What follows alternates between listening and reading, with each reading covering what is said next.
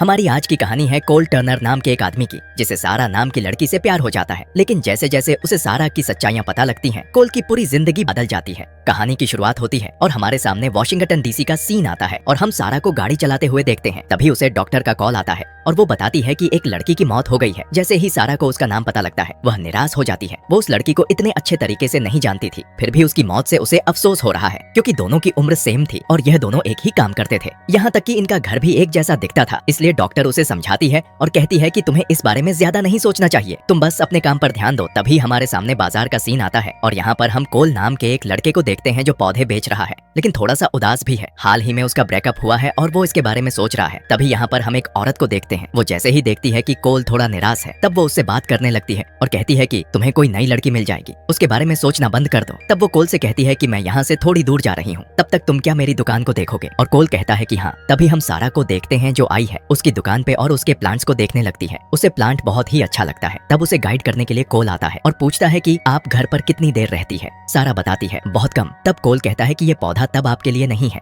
अगर इसे रोज पानी नहीं दिया गया तो बहुत ही जल्दी पौधा मर सकता है। लेकिन सारा फिर भी पौधा खरीदना चाहती है, तो कोल उसे मना करता है और कहता है कि मैं आपको यह पौधा नहीं खरीदने दूंगा। इसी वक्त यहाँ पर वो औरत आ जाती है जो इस पौधे को बेच देती है। तब कोल कहता है कि तुम्हें वो पौधा नहीं बेचना चाहिए था, वो उस पौधे को मार देगी। तब वो कहती है कि अभी भी तुम्हें पौधे की पड़ी है, तुम्हारे सामने एक खूबसूरत लड़की थी, उसे पटाने के बजाय तुम उसे झगड़ा कर रहे थे। अभी भी देर नहीं हुई है, उसके पीछे जाओ और उसे डेट के लिए पूछो। तब कोल को भी आइडिया अच्छा लगता है और वो भागत हुआ जाता है और उससे पूछता है कि हम कॉफी पर जा सकते हैं। इस बात को सुनने के बाद सारा हैरान हो जाती है और कहती है कि क्या तुम भूल गए, अभी अभी हमारा झगड़ा हुआ था और झगड़े के बाद कोई किसी को कॉफी के लिए नहीं पूछता, मैं तुम्हारे साथ कॉफी पे नहीं जाऊंगी। तब इस बात को सुनने के बाद कोल निराश हो जाता है। लेकिन जब वो यहाँ से जा रहा होता है तभी सारा उसे वापस बुलाती है और कहती है कि निराश होने की जरूरत नहीं है, हम एक कॉफी तो पी ही सकते हैं। तो कोल आकर के उसकी गाड़ी में बैठ जाता है। फिर ये लोग कॉफी लेते हैं और पूरे शहर में घूमने लगते हैं। सारा बताती है कि वो एक आर्टिस्ट है, इसलिए उसे पूरी दुनिया घूमना पड़ता है। अब वो कोल से पूछती है कि तुम क्या कर रहे हो? फिर कोल बताता है कि मैं किताब लिख रहा हूँ कि पौधों का ख्याल कैसे रखना चाहिए। और इसी तरीके से दोनों पूरा दिन एक साथ समय बिताते हैं और रात में जाते हैं बार में। तो सारा खड़ी होकर के गाना गाने लगती है। वो बार बार कोल को बुलाती है कि वो भी आए, लेकिन कोल नहीं जाता। कोल बहुत ही शर्माता है, लेकिन पूरे रात ये दोनों एक साथ काफी मजे करते हैं। फिर धीरे धीरे दोनों करीब आने लगता है। अब कोल सारा को घर छोड़ने जाता है। इसी वक्त वो उसे अंदर बुलाती है और अंदर जाने के बाद ये दोनों कुछ निजी समय बिताते हैं। फिर कोल अपने घर वापस आ जाता है। वो बहुत ही ज्यादा खुश है, इसीलिए वो सारी बातें बताता है अपने माता पिता को और ये भी कहता है कि मुझे लगता है कि ये वही लड़की है जिसे मैं अब तक ढूंढ रहा था। तभी यहाँ पर हम देखते हैं कोल की बहन को, जिसका नाम है मैरी। मैरी कहती है कि यह लड़की भी तुम्हारा कटेगी और एक वक्त के बाद ये भी तुम्हें छोड़ के चली जाएगी, क्योंकि तुम्हारी आदत है चीजों को खराब करने की। तब इस बात को सुनने के बाद कोल के माता पिता मैरी को डांटते हैं। अब कुछ टाइम बाद कोल को सारा का कोई रिप्लाई नहीं आता और जब उसके पिता इस चीज को देखते हैं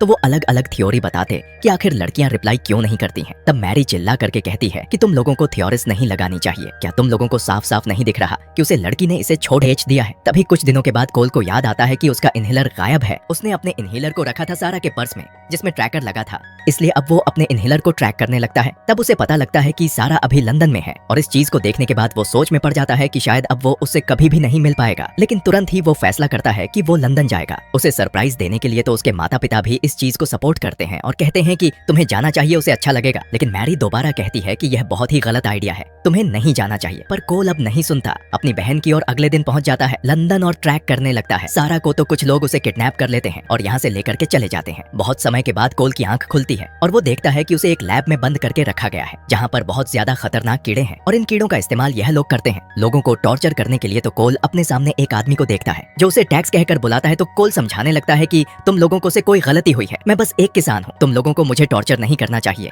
लेकिन वो आदमी कोल की बात नहीं मानता और एक किडडहे को लेकर के आ जाता है उसे टॉर्चर करने के लिए। तभी यहाँ की दीवार टूट जाती है और सारा अंदर आती है बंदूक लेकर के और एक एक करके सबको मारने लगती है। तभी इस चीज को देखने के बाद कोल को अपनी आंखों पर भरोसा नहीं होता, लेकिन सारा ऐसे ही लोगों को मारते रहती है। फिर सबको मारने के बाद वो आजाद करवाती है कोल को और उसे भी एक बंदूक दे देती है। तो कोल कहते हैं कि मैं इस बंदूक का क्या करूं? वो समझाती है कि तुम्हें मुझे कवर देना है। तब ये दोनों भागने लगते हैं और भागते भागते बाहर आने के बाद इन्हें पता लगता है ये जगह पाकिस्तान है। तभी यहाँ पर सीआईए वाले आ जाते हैं। इन्हें पता है कि अगर सीआईए वालों ने इन्हें पकड़ लिया तो वो इनकी हालत खराब कर देंगे। इसी बीच सारा बताती है कोल को कि वो एक एजेंट है, उसने झूठ बोला था कोल से। तब कोल को बहुत गुस्सा आता है। फिर ये लोग अपने सामने आते हुए एक बस को देखते हैं। सारा बस को रुकवाती है और ये दोनों जाकर के बस में बैठ जाते हैं और यहाँ से भागने लगते हैं, लेकिन CIA वाले अभी भी इनका पीछा कर रहे हैं। तभी एक सिपाही कूद करके चढ़ जाता है इनके बस के अंदर, तो कोल सिपाही को नीचे फेंक देता है। तभी सारा उसे कहती है कि मैं तुम्हारे साथ सिर्फ एक बार सोई थी और उसके बाद से तुम मुझे ट्रैक कर रहे हो। तो कॉल गुस्सा हो जाता है और कहता है कि मैं तुम्हारे पीछे यहाँ तक आया था, मुझे लगा कि ये एक रोमांटिक सीन होगा, लेकिन तुम मुझे चिपकू बुला रही हो। तब सारा फिर से लोगों को मारने में लग जाती है और एक वक्त के बाद वो सारे के सारे गाड़ियों को तबाह कर देती है। तभी उसे एहसास होता है कि उनकी बस खराब हो चुकी है। तब ये दोनों पैदल जाने लगते हैं। तभी दूसरी तरफ हम एक माफिया को देखते हैं। जितने भी लोग सारा और कोल के पीछे लगे हैं वो सारे के सारे लोग हैं लूकस के। ये लोग बहुत ही ज्यादा गुस्से में हैं। वो पूरी की पूरी प्रोफाइल देखता है कोल की और उसे लगता है कि यही एक्समैन है। तब वो अपने आदमियों को कहता है कि जो भी एक्समैन को पकड़ेगा मैं उसे $1 मिलियन दूंगा। तब सारे लोग पीछे लग जाते हैं कोल के। तभी हम देखते हैं कोल और सारा को जो मार्को नाम के एक आदमी से जाकर के मिलते हैं, तो मार्को भी सारा को किस करता है। तो ये बात कोल को बिल्कुल भी अच्छी नहीं लगती है। तब मार्को और सारा बात करना शुरू करते हैं और हमें पता लगता है कि सारा यहाँ पर इसीलिए आई थी क्योंकि उसे लगा था कि यहाँ पर एक हथियार है जो बहुत ही ज्यादा खतरनाक है। अगर वो आतंकवादियों के हाथ लग गया तो वो बहुत सारे देश को तबाह कर सकते हैं। ओनार वो कोल को बचाने यहाँ पर नहीं आई थी। तो फिर से ये बात कॉल को बुरी लगती है, लेकिन सारा मार्को को कहती है कि मैं चाहती हूँ कि तुम कॉल को अमेरिका कैसे भी ट्रांसपोर्ट कर दो। ओनार मार्को भी मान जाता है, जिसके बाद सारा यहाँ से चली जाती है। तब मार्को बताता है कोल को कि हम दोनों भी कभी डेट किया करते थे, लेकिन जब मार्को लेकर के जा रहा होता है कोल को, तभी एक आदमी मार्को को गोली मार देता है और उसने सारा को भी पकड़ लिया है। तभी वो आदमी बताता है कि मैं सैम का पोता हूँ, लेकिन ये इन्हें कुछ ओनर बताता। उससे पहले लिमिट नाम का आदमी उसे मार देता है। फिर वो इन दोनों को लेकर के जाता है एक कार में और बताता है कि मैं लूकस के लिए काम करता हूँ। तभी एक तीसरा आदमी मार देता है लिमिट को और वो बताता है कि मेरा नाम गॉड है और तुम दोनों को मेरे साथ चलना पड़ेगा। फिर ये दोनों जाने लगते हैं गॉड के साथ। तभी एक गाड़ी आकर के गॉड को उड़ा देती है और ये दोनों आजाद हो जाते हैं अपने रास्ते पर। तब रास्ते में कोल बताता है कि जब उन लोगों ने मुझे पकड़ा था तब वो बार बार मुझे पासकोड पूछ रहे थे। आखिर इसका मतलब क्या है। तो सारा को एहसास होता है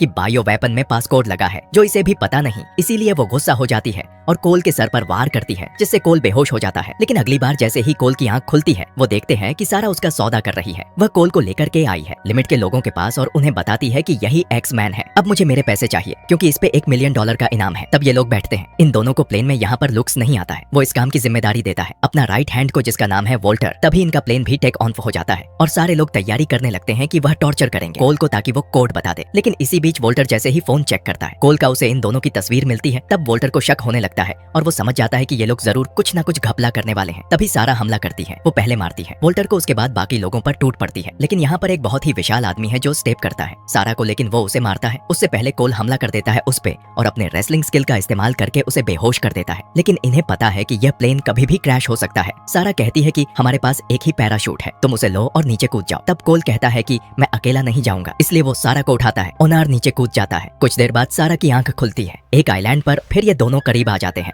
लेकिन लूकस ने अपने लोगों को यहाँ पर भेज दिया है। CIA वाले भी यहाँ पर आ जाते हैं, इसलिए हर तरफ गोलियां चलने लगती हैं और घमासान लड़ाई हो रही होती है। तभी हम देखते हैं लूकस के एक आदमी को जो उसे बायो वेपन को लेकर के भाग जाता है जो अब तक सारा के पास था। तब CIA वाले इन दोनों को लेकर के जाते हैं अपने हेडक्वार्टर में और जैक्सन नाम का एक आदमी इनके सामने होता है। लेकिन पूरे समय ये दोनों लड़ते रहते हैं, इसलिए इन दोनों को अलग अलग कमरे में बैठा दिया जाता है। तब सारा जाकर मिलती है अपने बॉस से, जो कहती है कि तुम उस बायो वेपन को वापस नहीं लाई तब तुम्हारी नौकरी भी जा सकती है। और दूसरी तरफ जैक्सन कोल को समझा रहा होता है कि जितना हो सके वह सारा से दूर रहा है। वो बताता है कि अब तक उसने कितने सारे लोगों को मारा है। लेकिन जब सारे लोग इस कसे के बारे में बातें कर रहे होते हैं तभी कोल की नजर पड़ती है एक प्लांट पर और वो कहता है कि उसे पता है कि ये प्लांट कहाँ पर है। एक बार प्लांट मुझे मिल जाए तो मैं पासकोड बता सकता हूँ। तब इन सारी बातों को सुनने के बाद वो लोग इसे मिशन में शामिल कर लेते हैं। तब सारा कहती है कि ये सिर्फ तुम्हें फंसाने की साजिश कर रहे हैं, ये तुम्हारा इस्तेमाल करेंगे और तुम्हें ऐसे ही छोड़ देंगे। तब कोल कहता है कि वो लोग यही बोल रहे थे कि तुमने भी सिर्फ मेरा इस्तेमाल किया है। तब इस बात को सुनकर सारा गुस्सा होकर के यहाँ से चली जाती है। तभी दूसरी तरफ हम देखते हैं मिस्टर उटामी को, जिसने लूकस को ये काम दिया था। उटामी कहता है कि मुझे कैसे भी इसका पासकोड चाहिए और अगर जल्दी से तुमने पासकोड लाकर नहीं दिया तब तुम्हारी मौत पक्की है। इसी बीच हम देखते हैं कोल को, जिसके लिए CIA ने एक टेबल बुक किया है और हर जगह ये खबर फैला दी है ताकि ये खबर पहुंच जाए लूकस के पास और जब वो कोल के लिए आएगा